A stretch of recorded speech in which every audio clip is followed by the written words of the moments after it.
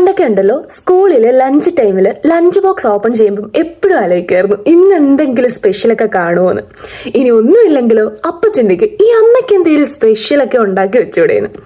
ഇപ്പൊ സ്വന്തമായിട്ട് lunch box ഒക്കെ ഉണ്ടാക്കാൻ തുടങ്ങിയപ്പോഴാണ് ഇതിന്റെയൊക്കെ ഒരു പാട് മനസ്സിലായത്. എന്തെങ്കിലും ഉണ്ടാക്കുന്നതിലും പാടാ ശരിക്കും എന്തുണ്ടാക്കുമെന്ന് കണ്ടുപിടിക്കാനായിട്ട്.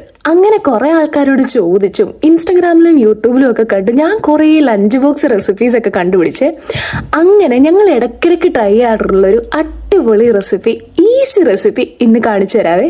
ഇതാണ് ഇന്നത്തെ നമ്മുടെ താരം. ഇതിനെ നമുക്ക് പൊട്ടറ്റോ റൈസ് എന്ന് വിളിക്കാം. നല്ല സാലഡും പപ്പടവും ഒക്കെ കഴിച്ചുണ്ടല്ലോ ബിരിയാണി പോലും മാറി നിൽക്കും. ഇനി നമുക്കിത് എങ്ങനെ ഉണ്ടാക്കുന്നതെന്ന് നോക്കിയാലോ. കുറച്ച് പൊട്ടറ്റോസ് ഇതാ ഈ കാണുന്ന ഷേപ്പിൽ കട്ട് ചെയ്തെടുത്ത് ഉപ്പ്, മഞ്ഞപ്പൊടി, മുളക് പൊടി, കുരുമുളക് പൊടി, ഗരം മസാല, പിന്നെ കുറച്ച് അരിപ്പൊടിയോ കോൺഫ്ലോറോ ഇട്ട് നല്ലപോലെ മിക്സ് ചെയ്തെടുക്കണേ.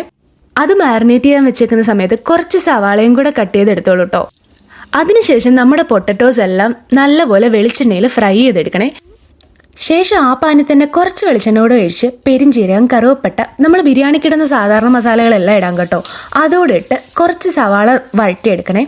സവാള വഴറ്റുമ്പോൾ ഉപ്പ്, മഞ്ഞപ്പൊടി, മുളക് പൊടി, നമുക്ക് വേണ്ട കുറച്ച് മസാലയൊക്കെ ഇടാവേ.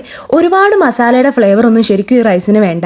ഇത് നന്നായി വഴണ്ട് വരുമ്പോൾ നമ്മൾ വേവിച്ച് വെച്ചിരിക്കുന്ന ബസ്മതി റൈസ് ഇട്ട് നല്ലപോലെ മിക്സ് ചെയ്തെടുക്കുക.